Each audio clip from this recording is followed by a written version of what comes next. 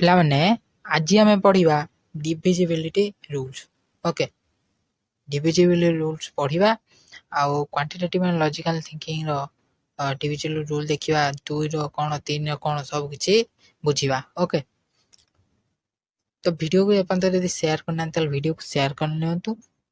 Okay, ଚାଲନ୍ତୁ ଦେଖିବା ଡିଭିଜିବିଲିଟି 2 କ'ଣ ବା କାହାକୁ କୁହାଯାଏ। ଓକେ, ତ ପ୍ରଥମ କଥା ହେଉଛି ଆପଣ ଜାଣିଛନ୍ତି ବିଭାଜ୍ୟ କରିବା କି ନାହିଁ, ମାନେ ଭାଗ କରିବା ଜାଣିଛନ୍ତି, ଆପଣ ଛୋଟବେଳେ ପଢ଼ିଥିବେ। ଓକେ, ତ 4କୁ କାହା ଦ୍ୱାରା ଭାଗ କରନ୍ତି? 2 ଦ୍ୱାରା ଭାଗ କରାଯାଏ କି ନାହିଁ? 2 ଦୁନେ 4 କି ନାହିଁ? ଆଚ୍ଛା, ତ ସେଇଭଳିଆ ସବୁ ଭାଗ କରିବା। ଓକେ, ତ ଦେଖନ୍ତୁ ଡିଭିଜିବିଲିଟି ରୁଲ୍ କ'ଣ ବା କାହାକୁ କୁହାଯାଏ। ପ୍ରଥମ ଦେଇଛି ଡିଭିଜିବିଲିଟି 2। ଓକେ, ତ କ'ଣ କହୁଛି? A number is divisible by 2 if the last digit even, that is if the last digit 0, 2, 4, 6, 8। ଆଚ୍ଛା, ସେ କ'ଣ କହୁଛି ନା ଯଦି ତାର ଲାଷ୍ଟ ଡିଜିଟ୍ ତ ଭଲ ଭାବରେ ବୁଝାନ୍ତୁ, ଯେତେବେଳେ ତାର ଲାଷ୍ଟ ଏକକ ସଂଖ୍ୟା, ଓକେ, ଯେତେବେଳେ ତାର ଲାଷ୍ଟ ଏକକ ସଂଖ୍ୟା, ଏଇଟା ଆପଣ କ'ଣ ଜାଣିଛନ୍ତି? 3, 0, ଏଇଟା ଏକକ ଘର, ଏଇଟା ଦଶକ ଘର କି ନାହିଁ? ଆଚ୍ଛା, ସେ କହୁଛି ତାର ଲାଷ୍ଟ ଏକକ ସଂଖ୍ୟା ଯୁଗ୍ମ ସଂଯୋଗ ହୋଇଥିବ।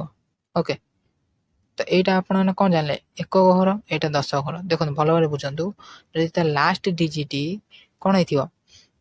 ଏକକ ସଂଖ୍ୟା ଏବଂ ତାର ଲାଷ୍ଟ ଏକକ ସଂଖ୍ୟା ଯୁଗ୍ମ ସଂଯୋଗ ହୋଇଥିବ, 0 ହଉ କିମ୍ବା 2 ହଉ, 4 ହଉ, 6 ହଉ, ଯୁଗ୍ମ ସଂଖ୍ୟା କାହାକୁ କହିବା? 2, 4, 6, 8, 10, 12 ଏଗୁଡ଼ା ସବୁ ଯୁଗ୍ମ ସଂଖ୍ୟା। ଅଯୁଗ୍ମ ସଂଖ୍ୟା ତ ଆପଣ ଜାଣିଛନ୍ତି କ'ଣ?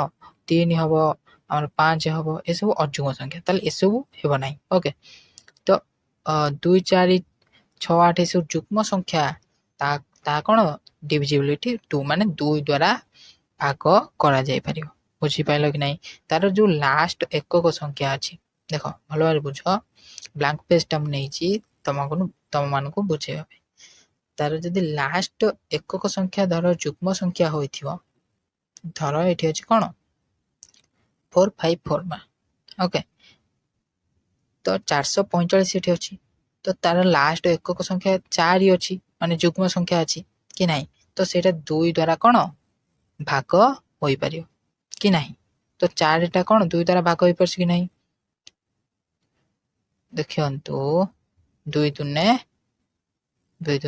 4 କି ନାହିଁ? 2 ଦ୍ୱାରା ଭାଗ ହୋଇପାରିଲା କି ନାହିଁ? ତ ଲାଷ୍ଟ ଯଦି ତାର ଯୁଗ୍ମ ସଂଖ୍ୟାଟା 2 ଦ୍ୱାରା, ତାର ଯଦି ଲାଷ୍ଟ ଏକକ ସଂଖ୍ୟା ବା ଯୁଗ୍ମ ସଂଖ୍ୟା, ଏକକ ସଂଖ୍ୟା ଯୁଗ୍ମ ସଂଖ୍ୟା ସଂଯୋଗ, ତାହେଲେ ସେ କ'ଣ 2 ଦ୍ୱାରା ବିଭାଜ୍ୟ ହୋଇପାରିବ। ଓକେ, ତାର ନେକ୍ସଟ ଡିଭିଜିବିଲିଟି 3 ଦେଖିବା।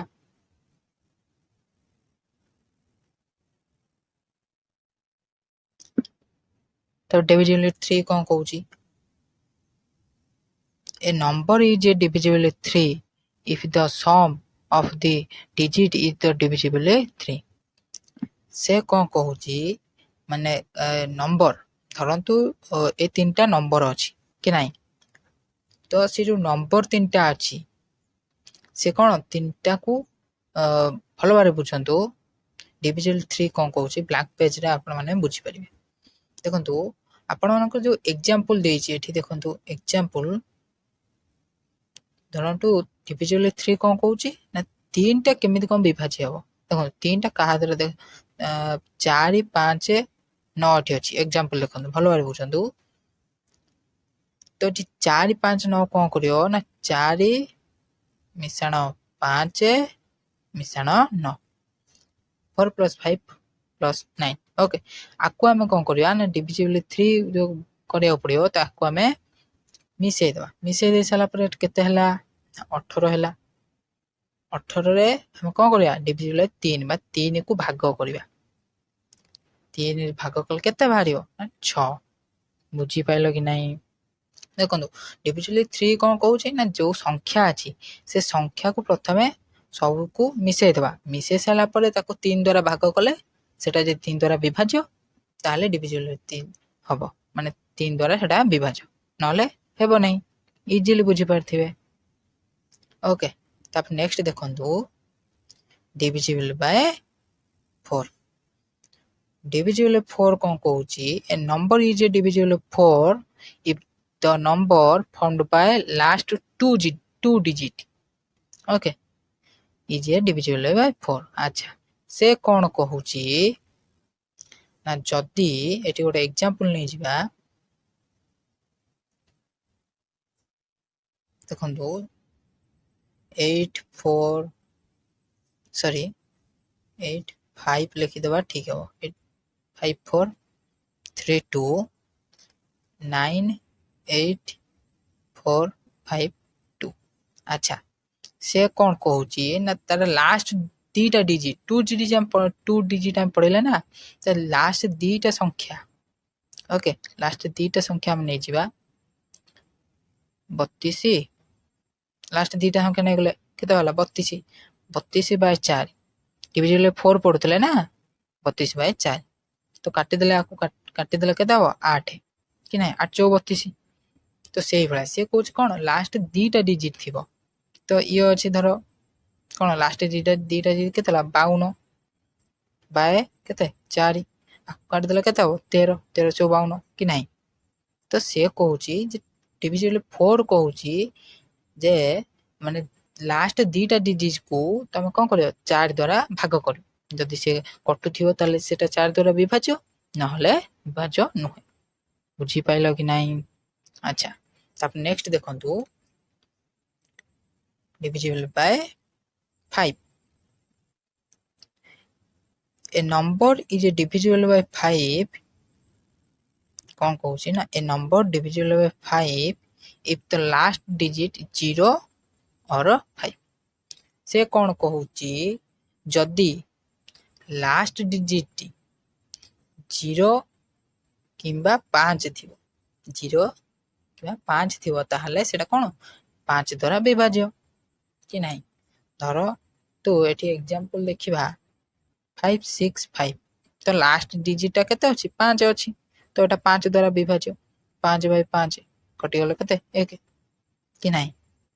ତ ଲାଷ୍ଟ ସଂଖ୍ୟାଟି ଯଦି 5 ଥିବ ତାହେଲେ ସେଟା 5 ଦ୍ୱାରା ବିଭାଜ୍ୟ, ଯଦି ଏଠି ଲାଷ୍ଟ ସଂଖ୍ୟାଟି କେତେ ଥିବ ଧରନ୍ତୁ 2020, ତ ଲାଷ୍ଟ ସଂଖ୍ୟାଟି 0 ଥିଲେ ସେଟା ବି କ'ଣ 5 ଦ୍ୱାରା ବିଭାଜ୍ୟ। ଏଠି କହିଲା ନା 0 ଆଇଦର 5, ଲାଷ୍ଟ ସଂଖ୍ୟାଟି 0 ଥିବ କିମ୍ବା 5 ଥିବ ତାହେଲେ ସେଟା କ'ଣ 5 ଦ୍ୱାରା ବିଭାଜ୍ୟ। ଆଚ୍ଛା, divisible by 6 ଦେଖିବା, divisible by 6 a number is divisible 6 it is the divisible both 2 and 3। ସେ କ'ଣ କହୁଛି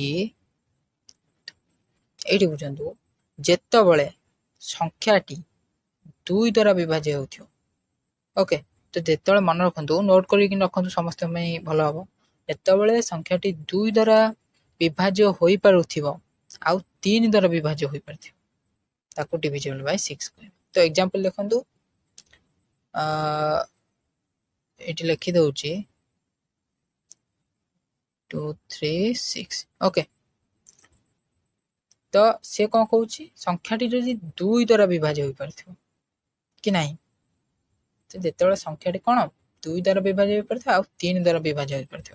ଆଚ୍ଛା, ଆମେ ଦେଖିବା 1 2 ମିଶାଣ 3 ମିଶାଣ 6, 0 ତ ମିଶାଇଲେ 0 ହିଁ ହବ, କିଛି କଥା ନାହିଁ, ତ ତାକୁ ଆକୁ ମିଶାଇ ଦେଲେ ଟୋଟାଲ ହେଇଗଲା 12। ସେ କ'ଣ କହୁଛି ଯଦି ସଂଖ୍ୟାଟି 2 ଦ୍ୱାରା ବିଭାଜ୍ୟ ହେଉଥିବ କିମ୍ବା 3 ଦ୍ୱାରା ବିଭାଜ୍ୟ ହୋଇପାରୁଥିବ ତାହେଲେ ସଂଖ୍ୟାଟି କ'ଣ divisible by 6 କି ନାହିଁ। ଆଚ୍ଛା, ତାହେଲେ ଆମେ 3 ଏଠି ବିଭାଜ୍ୟ କରିବା, ଆକୁ କାଟିଦେଲେ କେତେ ହବ 4 ବାହାରିବ, 4 3 12 କି ନାହିଁ। ଆଚ୍ଛା, ତ ଲାଷ୍ଟ ଡିଜିଟ୍ ଆମେ ଦେଖିଦେବା, ଏଠି କ'ଣ ଅଛି 6, ତ 6ଟା କ'ଣ 2 ଦ୍ୱାରା ବିଭାଜ୍ୟ କି ନାହିଁ, 2 ଦ୍ୱାରା ବିଭାଜ୍ୟ କି ନାହିଁ, 2 3 କେତେ 6 0। ତ ହେଲେ ଏଇ ଯୋଉ ଏକ୍ସାମ୍ପଲଟା ଆମେ ଦେଖିଲେ तो लास्ट डिजिट कौन 2 द्वारा विभाज्य हो पार्थिव कि 3 द्वारा विभाज्य हो पार्थिव ताल सेटा कौन हबो ना divisible by 6 okay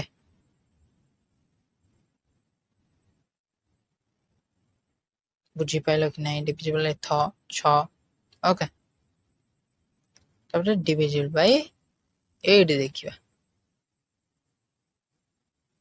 divisible by 8 कौन कहूची a number is divisible by 8 the number formed the last 3 digit divisible by 8 अच्छा से कौन कहूची लास्ट 3टा डिजिट जो अछि 3टा संख्या जो अछि यदि 8 द्वारा विभाज्य ताल टोटल संख्याटी 8 द्वारा विभाज्य अच्छा ताला हम एग्जांपल देखि दबा एठी 8168 लास्ट 3टा संख्या डिविजिबल 8 कौन कहला ना लास्ट 3टा संख्या माने ए 3टा संख्या यदि 8 द्वारा विभाज्य त 8 द्वारा तो 3टा संख्या केते हे गला 168 तल बाय 8 कर दबा तो रे आ काट देले केते हबो भाड़ियो केते जो 21 कि नहीं तो आकु काट देले भाड़ जियो केते 21 तो ब्लैक पेज रे सब एग्जांपल बुझाउ छी आपण नोट करि परिबे ओके तापर नेक्स्ट देखिबा डिविजिबल बाय 9 ओके डिविजिबल 8 बुझ पेल लास्ट 3टा संख्या को कोन करियो लास्ट 3टा संख्या को जदि 8 द्वारा विभाज्य ताले से 8 द्वारा विभाज्य अच्छा तापर 9 डिविजिबल बाय 9 कोन कहूची a number is divisible 9 if the sum of digit is divisible by 9 अच्छा से कोन कहूची ना देखंतु एग्जांपल देला आपण बुझी परिबे 27639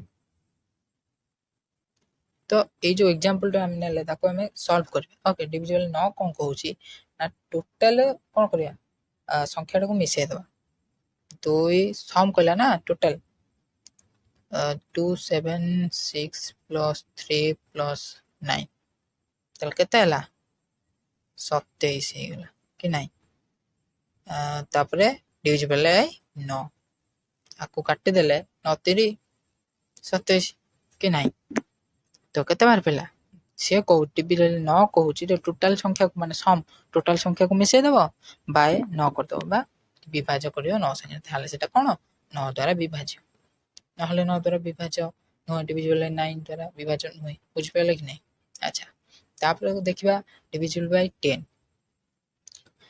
डिविजिबल 10 कोन कहूची a number is divisible 10 if the last digit 0 अच्छा से कोन कहूची ना केवल कोन 0 थिबा दरकार केवल 0 थिबा दरकार ताहले कोन डिविजिबल बाय 10 रे विभाज्य हेबो केवल 0 थिबा दरकार तो मु सेतर कोन कहली डिविजिबल 10 टा आपण इजीली मन रखि परिबे देखंतु डिविजिबल 10 होची केवल 0 थिबो लास्ट डिजिट माने लास्ट संख्या टी केवल 0 थिबो धरा हम एटी कोन लिखले 50 लिखले लास्ट डिजिट ता कोन 0 अछि ताहले एटा 10 द्वारा विभाज्य जदि हम लिखले 2020 लिखले लास्ट डिजिट 0 अछि माने ये 10 द्वारा विभाज्य धरा हम लिखले तो एटी कोन लास्ट संख्या केते 0 अछि ताले से कोन 10 द्वारा विभाज्य बुझी पाइले कि नहीं तब नेक्स्ट देखंतु डिविजिबल बाय 11 बाय 11 अच्छा कोन कहूची ना to find out the number is divisible 11 and 11 find the sum of odd numbers digit and the sum of the even number digit अच्छा से कोन कहूची जदि बड़ संख्या रु सान को वियोग कले 0 आसे बुझन कि नहीं यदि बड़ संख्या सॉरी बड़ संख्या रु सान संख्या को वियोग कले 0 आसीबो किबा एमिति एक संख्या आसीबो जहा कि का द्वारा 11 द्वारा विभाज्य हे परथियो 9 8 7 6 5 4 3 आ गोटे लिखि दबा कोन 6 ओके तो भल भाव बुझंतु एटा हम कौन करिया ना 9 आउ 7 आउ कौन 5 गोटे गोटे संख्या छाड़ी नेबे 5 आउ 3